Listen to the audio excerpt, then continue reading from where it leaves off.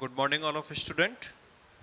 Last classes में जो carbon register हमने डिस्कस किया था उसकी टेबल मेरे पास प्रिंट है। अब मैं क्या करता हूँ, और मैंने कहा था इसमें किस तरीके के क्वेश्चंस हमारे पास बनेंगे। मेरे पास ऐसे दे रखा capital R is equal to 37 × 10⁻³ plus minus, और मेरे पास दे रखा 10%। और हमसे ये पूछा कि इसकी जो वलय दे रखी है, इसकी रिंग दे रखी है, उन रिंगों का आपके पास कलर का किस तरीके से क्रम होगा। क्रम सीरीज में पूछेगा। तो हमारे पास सबसे पहले फर्स्ट रिंग की बात करेंगे, देन अपन सेकंड की बात करेंगे, देन अपन थर्ड की बात करेंगे, और फिर फोर्थ की बात करेंगे। तो फर्स्ट कलर अपन देखते हैं। फर्स्ट आपके पास फर्स्ट किसको डिनोट करता है? सिग्निफिकेंट डिजिट को। तो 3 किसका है बोलो? ऑरेंज कलर का, नारंगी कलर का।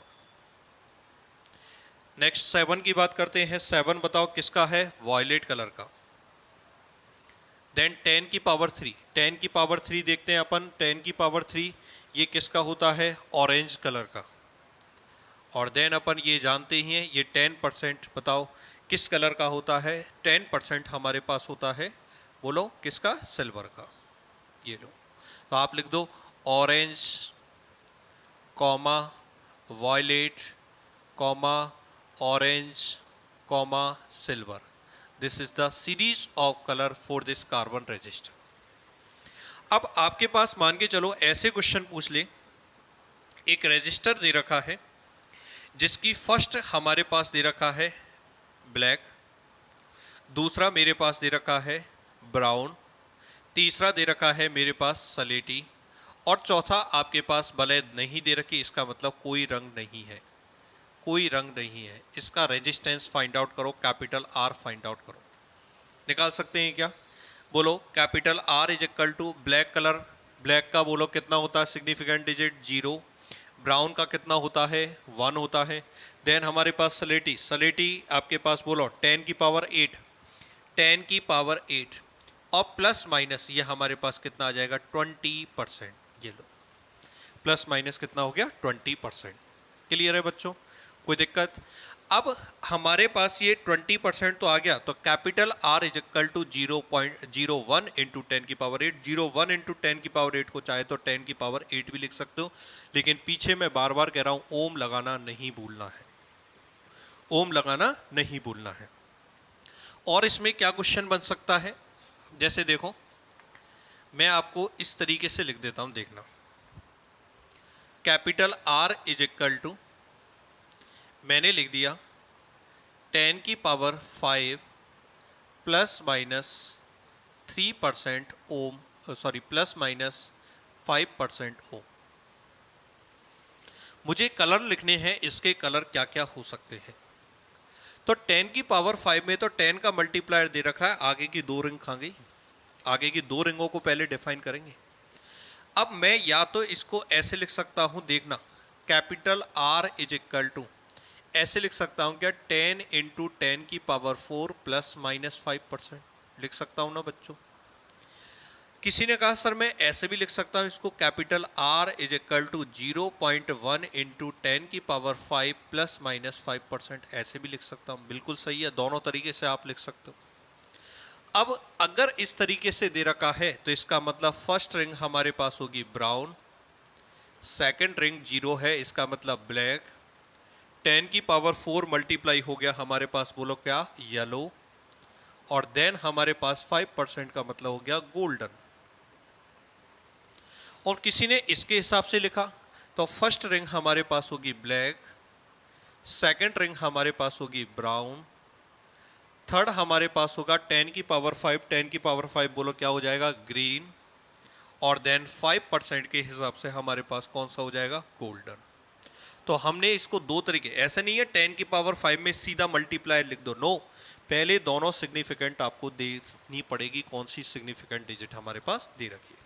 क्लियर है बच्चों? तो अब इसमें से किसी भी तरीके का, इसमें से मोस्टली 1 नंबर का क्वेश्चन हमारे पास पूछा जाता है, और 1 नंबर के क्वेश्चन में कोई भी रेजिस्टेंस दे देगा या कलर दे रखा होगा, और कलर में जो गलती होगी ना, वो ये ध्यान रखना, सिग्निफिकेंट डिजिट हमने को 0 से स्टार्ट करनी है। क्लियर है?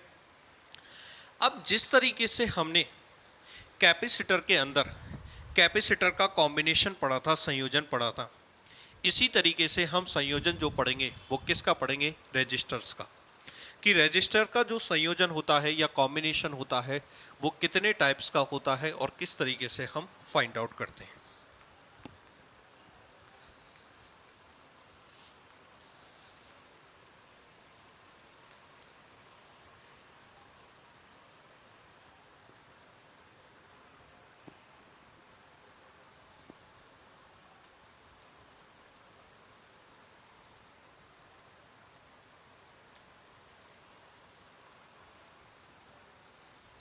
तो नेक्स्ट टॉपिक देखते हैं अपन, प्रतिरोधों का संयोजन।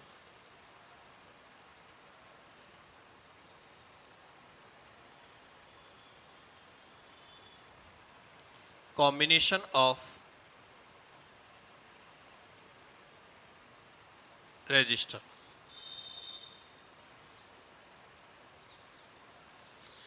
हमारे पास 2 या 3 या 4 कोई कितने भी रेजिस्टर दे रखे हैं, उनका कॉम्बिनेशन किया जाता है और सबसे पहला क्वेश्चन हमारे पास सेम वही जनरेट होता है, कॉम्बिनेशन क्यों किया जाता है।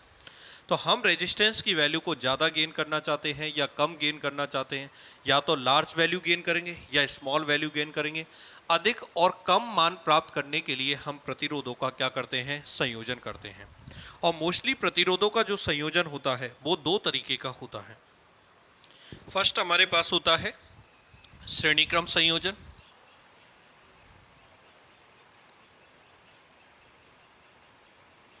और दूसरा हमारे पास होता है समांतर क्रम संयोजन। इसको एक नाम से और जानते हैं, पार्श्व, ठीक है ना, सीरीज कॉम्बिनेशन। और ये हमारे पास होता है पैरेलल कॉम्बिनेशन। ये 2 तरीके का कॉम्बिनेशन हमारे पास रेजिस्टर्स का होता है, पहला सीरीज कॉम्बिनेशन और दूसरा हमारे पास होता है पैरेलल कॉम्बिनेशन। क्यों किया जाता है वो आपको बता दिया, या तो रेजिस्टेंस की वैल्यू कम गेन करनी है या रेजिस्टेंस की वैल्यू ज़्यादा गेन करनी है, इसके लिए रेजिस्टेंस का क्या किया जाता है, कॉम्बिनेशन किया जाता है।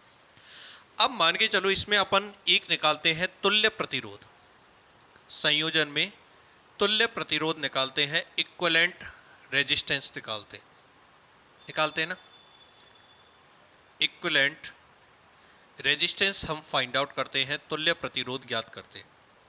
तो तुल्य प्रतिरोध क्या होता है, 2 या 2 से अधिक प्रतिरोधों का जो संयोजन होता है उससे हम एक परिणामी प्रतिरोध प्राप्त करते हैं, उनसे एक परिणामी प्रतिरोध प्राप्त करते हैं जिसमें धारा का मान परिवर्तित नहीं होता, ना आरोपित विभवांतर परिवर्तित होता है। जब 2 या 2 से अधिक प्रतिरोधों के संयोजन को एक प्रतिरोध से परिवर्तित करने पर धारा व विभवांतर परिवर्तित नहीं हो तो ये जो सिंगल प्रतिरोध होता है ये क्या कहलाता है, इक्विवेलेंट रेजिस्टेंस।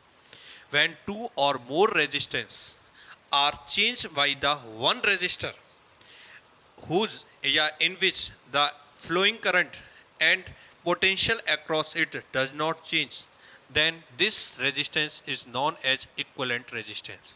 और हमें इस सीरीज और पैरेलल कॉम्बिनेशन में इक्विवेलेंट रेजिस्टेंस ही अपने को फाइंड आउट करना है। तो सबसे पहले आज अपन बात करते हैं सीरीज कॉम्बिनेशन क्या होता है। तो सीरीज कॉम्बिनेशन में मैं इसको 3 रजिस्टर से समझा देता हूँ। जैसे ये फर्स्ट हमारे पास पहला प्रतिरोध दे रखा है जिसका प्रतिरोध R1 है। ये दूसरा हमारे पास रजिस्टर दे रखा प्रतिरोधक, ध्यान रखना वैसे प्रतिरोधक कहते हैं अपन इसको, जिस डिवाइस जो होती है ना उसे प्रतिरोधक कहते हैं ना, तो प्रतिरोधकों का संयोजन ऐसे भी कहा जा सकता है। कॉम्बिनेशन ऑफ रजिस्टर बोलो चाहे कॉम्बिनेशन ऑफ रेजिस्टेंस बोलो, एक ही बात है। ये फर्स्ट रेजिस्टर जिसका रेजिस्टेंस R1, ये दूसरा रजिस्टर जिसका रेजिस्टेंस R2, ये तीसरा रेजिस्टेंस जिसका रेजिस्टेंस कितना है, R3। अब फर्स्ट रेजिस्टेंस का सेकंड रजिस्टर के फर्स्ट टर्मिनल से, सेकंड रेजिस्टेंस का सेकंड टर्मिनल थर्ड रेजिस्टेंस के फर्स्ट टर्मिनल से यदि इस तरीके से कनेक्टेड हो तो इस तरीके का जो संयोजन होता है वो कौन सा होता है, सीरीज कनेक्शन, श्रेणी क्रम संयोजन कहलाता है। प्रतिरोधों का ऐसा समायोजन जिसमें प्रथम प्रतिरोध का द्वितीय प्रतिरोध के प्रथम टर्मिनल से, द्वितीय प्रतिरोध का दूसरा टर्मिनल तृतीय प्रतिरोध के प्रथम टर्मिनल से, या इसी प्रकार का जो समायोजन होता है वो कौन सा समायोजन कहलाता है? सीरीज कॉम्बिनेशन कहलाता है। ठीक है। The combination of the resistance are such type the second terminal of first resistor is connected with first terminal of second resistor. Second terminal of second resistor is connected with the first terminal of third resistor and so on. इस तरीके से यदि connect होता है ये series combination होता है। हम लोगों ने सीरीज कॉम्बिनेशन में कैपेसिटर में पढ़ा चार्ज की वैल्यू सेम रहती है। अगर एक चीज बताओ चार्ज सेम होगा तो करंट भी सेम होगा। इसका मतलब सीरीज कॉम्बिनेशन की यदि बात करते हैं तो सीरीज कॉम्बिनेशन में प्रत्येक प्रतिरोध से गुजरने वाली जो धारा होती है वो समान होती है। कांस्टेंट करंट, हर रेजिस्टेंस के अंदर सेम धारा प्रवाहित होती है। कांस्टेंट करंट, सेम धारा प्रवाहित होती है। लेकिन पोटेंशियल डिफरेंस या वोल्टेज ड्रॉप भी कह सकता हूं, विभवांतर जो होता है वो हमारे पास भिन्न भिन्न होता है।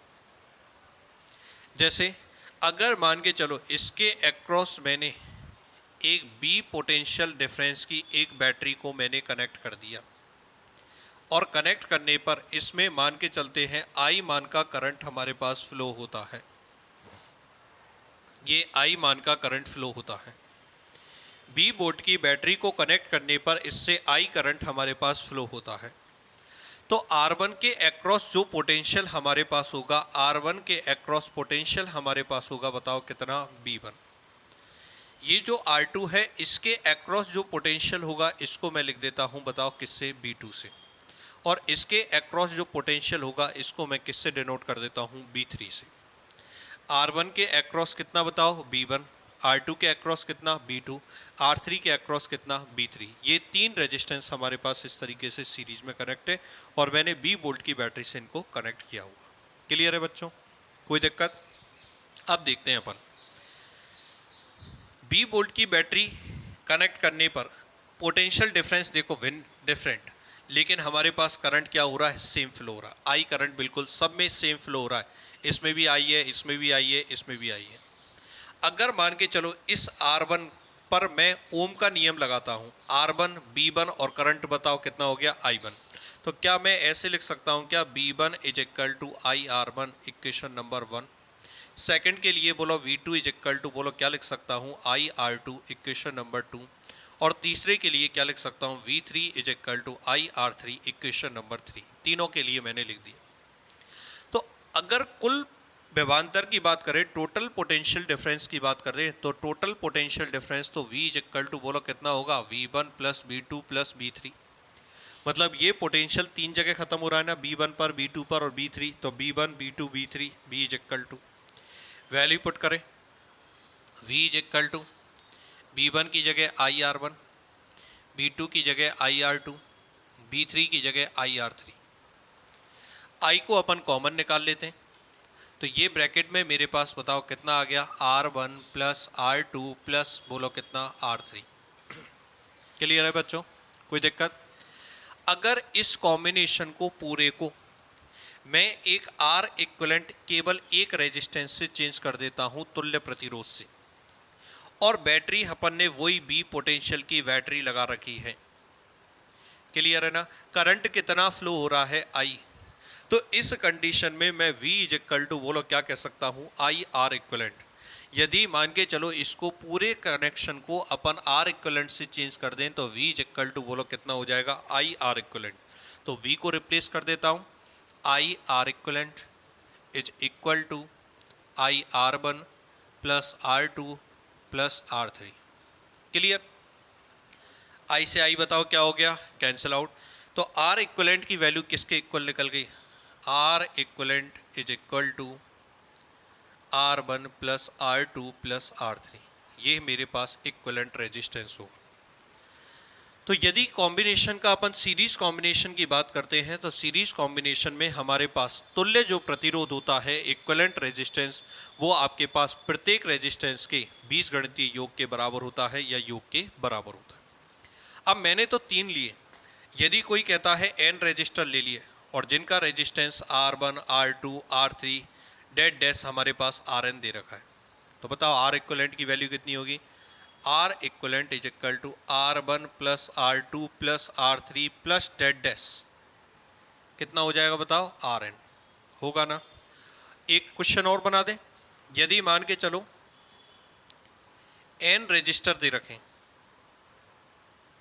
लेकिन सबके रेजिस्टेंस सेम है, कितना रेजिस्टेंस है? R, तो R इक्वलेंट यदि पूछे तो बोलो R equivalent is equal to, ऐसे तो बोलोगे R plus R plus R plus कितने टाइम्स? n टाइम्स, ठीक है ना। अगर ये 2 बार होता R प्लस R, टोटल कितना हो जाता? 2R। 3 बार होता तो कितना हो जाता? 3R। अब n टाइम्स है तो बताओ R equivalent is equal to कितना हो गया? NR हो गया। क्लियर बच्चों? कोई दिक्कत हो तो बोलो यहाँ तक। ओके, इस बात का ध्यान रखोगे। करंट सेम रहता है, पोटेंशियल डिफरेंस भिन्न भिन्न होता है। अगर आपसे ऐसे पूछे इनमें फ्लोइंग करंट का रेशो कितना होगा, तो आपका आंसर कितना होगा? 1:1:1। ठीक है बच्चों। एक चीज, रेजिस्टेंस की वैल्यू हाई गेन करने के लिए, अधिक प्राप्त करने के लिए, हाई वैल्यू गेन करने के लिए, अधिक मान प्राप्त करने के लिए अपन क्या करते हैं? श्रेणी क्रम संयोजन करते हैं।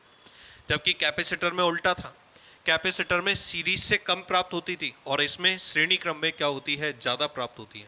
तो ध्यान रखोगे ये चीज़।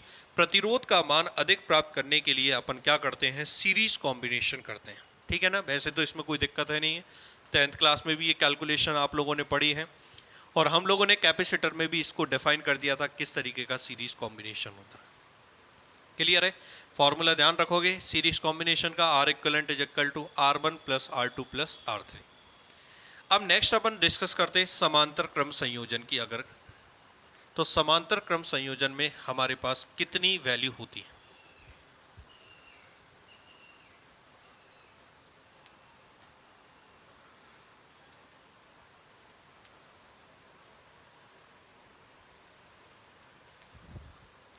तो देखो, सेकंड कॉम्बिनेशन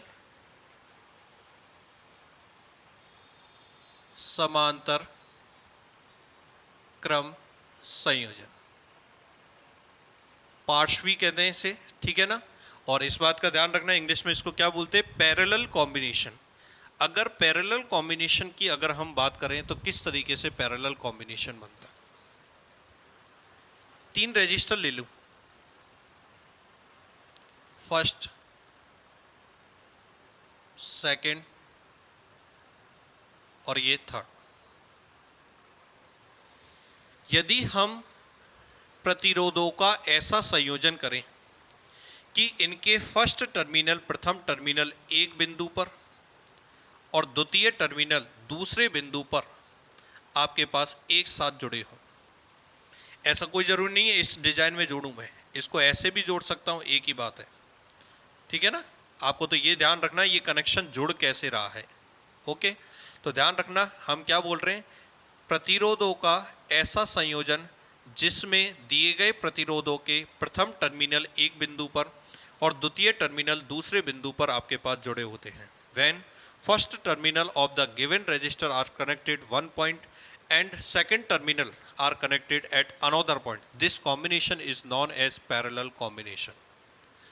इस पैरेलल कॉम्बिनेशन की क्या खास बात होती है? इसमें हर रेजिस्टेंस के अंदर करंट, विद्युत धारा भिन्न भिन्न होती है, डिफरेंट होती है, लेकिन वोल्टेज ड्रॉप की अगर बात करते हैं तो वोल्टेज ड्रॉप सेम होता है, विभवांतर समान होता है। दिखा दूंगा किस तरीके से विभवांतर समान होगा। पैरेलल कॉम्बिनेशन की अगर बात करें तो पैरेलल कॉम्बिनेशन में करंट डिफरेंट होता है लेकिन वोल्टेज ड्रॉप आपके पास क्या होता है? समान। इसका निकालें इक्विवेलेंट रेजिस्टेंस, बताओ कैसे निकालोगे? कितनी वोल्ट की बैटरी से कनेक्ट कर देता हूं? 20 वोल्ट की बैटरी से मैंने कनेक्ट कर दिया। ये मेरे पास प्लस, ये माइनस 20 वोल्ट की बैटरी। इससे मान के चलते हैं करंट फ्लो होता है कैपिटल आई। कितना करंट फ्लो हुआ? Capital I. ये कैपिटल आई करंट यहां पर जाकर 3 पॉइंटों में डिवाइड हो जाएगा। कुछ करंट इसमें जाएगा, कुछ करंट इसमें जाएगा, कुछ करंट इसमें जाएगा। मान के चलते इसमें करंट कितना? I1, इसमें करंट कितना? I2, इसमें करंट कितना? I3। तीनों में डिवाइड हो गया ना, इसमें I1, इसमें I2, इसमें I3। अब देखना बच्चों, जैसे R1 के टर्मिनल ये है ना, अब इसके अक्रॉस यदि मैं बैटरी देखता हूं B, इसके अक्रॉस देखता हूँ R2 के अक्रॉस, तब भी इन्हीं टर्मिनलों पे B, और R3 के अक्रॉस देखता हूँ, इस पे भी टर्मिनल क्या है B। इसका मतलब वोल्टेज ड्रॉप सेम रहता है, सब पे वोल्टेज ड्रॉप B समान रहेगा, लेकिन करंट डिफरेंट डिफरेंट होगी, इसमें I1, इसमें I2 और इसमें I3। क्लियर है ना, कोई दिक्कत? अब एक चीज बताओ, पोटेंशियल डिफरेंस B R1 और करंट I1, तो ऐसे लिख सकता हूँ फर्स्ट रेजिस्टेंस के लिए V is equal to I1 R1। तो I1 को ऐसे लिखा जा सकता है I1 is equal to V upon R1। इसको डाल देते हैं इक्वेशन नंबर 1। जब I1 की वैल्यू निकल गई तो I2 की वैल्यू भी निकाल सकते हो। बोलो सेकंड रजिस्टर के लिए, बोलो क्या लिखोगे, V अपॉन R2। और थर्ड वाले के लिए अगर बात करेंगे तो I3 इज इक्वल टू, बोलो कितना लिखोगे, V अपॉन R3। सबके लिए निकाल दिया। टोटल करंट कितना था I, जो कि कितने पार्ट में डिवाइड हो गया, 3 में, I1 I2 I3। तो क्या मैं ऐसे लिख सकता हूं ना, I is equal to I1 plus I2 plus I3।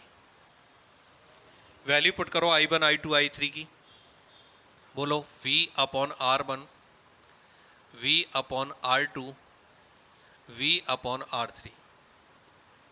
Clear है?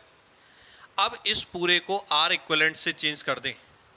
R इक्विवेलेंट से यदि चेंज कर देता हूं तो R इक्विवेलेंट से चेंज करने पर V करंट कितना I, तो V इज इक्वल टू, बोलो कितना I R इक्विवेलेंट। तो बोलो I इज इक्वल टू क्या लिख सकता हूं, V upon R equivalent. I की जगह लिख सकता हूं V upon R equivalent, V upon R1, V upon R2, V upon R3।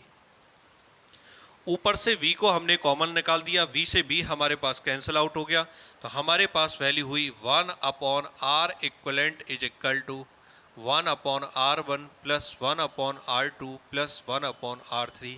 ये मेरे पास R इक्विवेलेंट की value. By this formula we can determine the equivalent resistance. और इक्विवेलेंट रेजिस्टेंस में हमेशा इस वाले फॉर्मूले से वैल्यू सदैव कम आएगी। जो भी प्रतिरोध हमारे पास कम मान का जुड़ा होगा उससे भी कम आएगा। जैसे 1 ओम, 2 ओम और 3 ओम। 3 ओम, 1, 2 और 3, ये मैंने 3 रजिस्टर कनेक्ट किए। अब जो आंसर आएगा ना वो मिनिमम वैल्यू कितनी है, 1 ओम। इससे भी कम आंसर हमारे पास गेन होता है। अगर मान के चलो ये n रजिस्टर होते तो 1 अपॉन R इक्विवेलेंट वैल्यू क्या हो जाती, बोलो 1 upon R1 plus 1 upon R2 plus dot dash, कितना बोलो 1 अपॉन Rn। ठीक है। अगर मैं एक क्वेश्चन और बना देता हूं, R मान के n रजिस्टर ले लेता हूं, n रजिस्टर, n प्रतिरोध ले लिए, तो इस कंडीशन में ऐसे लिख सकता हूं ना, 1 upon R equivalent is equal to 1 upon R plus 1 upon R plus dot dash, कितने टाइम्स, n टाइम्स। कितना हो गया, 1 upon R equivalent is equal to, बोलो n अपॉन R। उल्टा कर दोगे तो R equivalent is equal to, बोलो कितना हो जाएगा, R अपॉन n। कोई दिक्कत हो तो बोलो। क्लियर है बच्चों? तो R अपॉन n ये मेरे पास वैल्यू निकल के आती है। एक चीज और ध्यान रखना, वोल्टेज ड्रॉप का यदि रेशो पूछे तो वोल्टेज ड्रॉप का रेशो हमारे पास 1:1:1 आएगा। तो हमारे पास सीरीज कॉम्बिनेशन, पैरेलल कॉम्बिनेशन, दोनों का इक्विवेलेंट रेजिस्टेंस अपने पास डिटरमाइन किया। Thank you.